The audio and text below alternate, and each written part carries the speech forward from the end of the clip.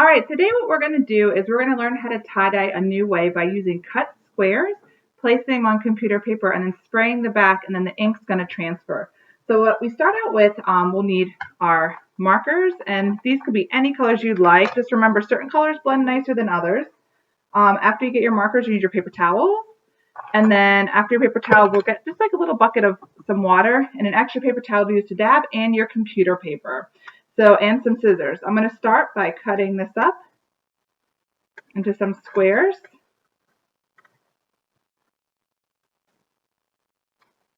They don't have to be perfect squares. I'm just going to do some different square shapes.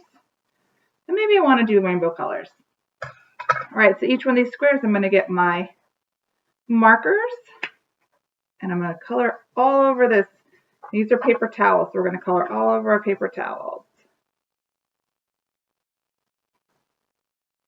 Also remember, you're going to want to have some newsprint paper or something to put this on after, because they're going to need a place to dry. You could do it outside as well, so it doesn't get all over your counter space. Okay, I'm going to use some red.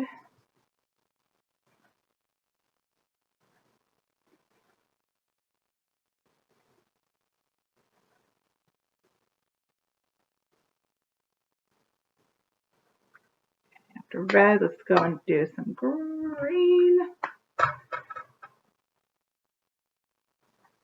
And I'm going to use all the colors you can see and color in all these squares. Now that I've finished coloring all my different squares, I'm going to get my computer paper, push these to the side, bring it down, and I'm going to take the color, and you want to make sure it goes onto the paper. Now you can overlap some of these if you'd like, so I'm going to overlap colors a little bit, putting them like that. Now I'm going to put colors I know that are primary colors like red, yellow, and blue, because they'll make different colors. But if I put red with green, it might make brown, which is okay. But green and yellow are next to each other on the color wheel, and then red and yellow are going to make orange. So I'm going to kind of put them next to each other as well. I've got like this pink color. And there we go. Now the next step, what I'm going to do is, if I had a spray bottle, I would just spray the back and let it seep through. But I don't have a spray bottle, so I'm just going to take some paper towels. I'm going to dip it in water like this and squeeze it out. You can also get a sponge if you like. And I'm going to start putting water on the back side of this. And the colors just start transferring onto my paper. Okay, kind of just squeezing out some color.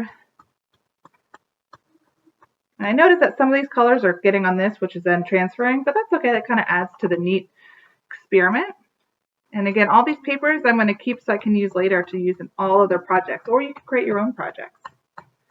Okay, so I'm kind of stamping this down again with water. My water's just kind of warm water, and I have a place to put this afterwards, making sure I'm going all over the place. You can already see the colors are starting to seep on each other, and you can even keep these color squares for later.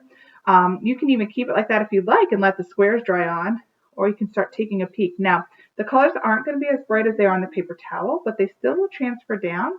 I can add some more if I want to get a little bit more. And you need to let this dry, probably at least overnight would be best, but at least for 6 hours. Start pulling these off. I'm going to keep these as well. And now you can see I have a cool textured watercolor paper that I'm going to use later for one of mine. Here's one more extra added step that you can do. And my students might have seen this when they made their project before. You can get your table a little wet here. And I can put my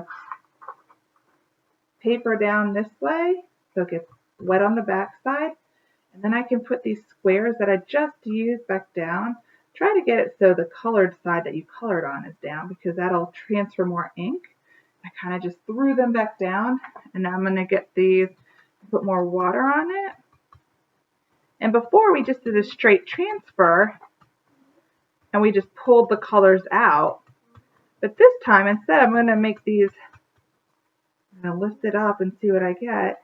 And instead, I'm going to kind of pull them and swirl them onto my paper. So I'll try to pull and swirl technique. Kind of turn it and almost, and then you can rub too. You see how now I got an even different texture paper. And you'd be surprised, when these dry, it's going to dry a little bit different, especially since I'm using computer paper. If you're using watercolor paper, the colors will be much stronger, but I'm using what I have at home, and this is what I got. So now I have another sheet using these little guys. All right, and I could save these guys and lay them out and kind of dry them out and use them later to make all sorts of different fun, cool pieces of art. So I'm going to leave these two. All right, thanks again. Thanks for watching. If you like this video, please like and subscribe. Thanks.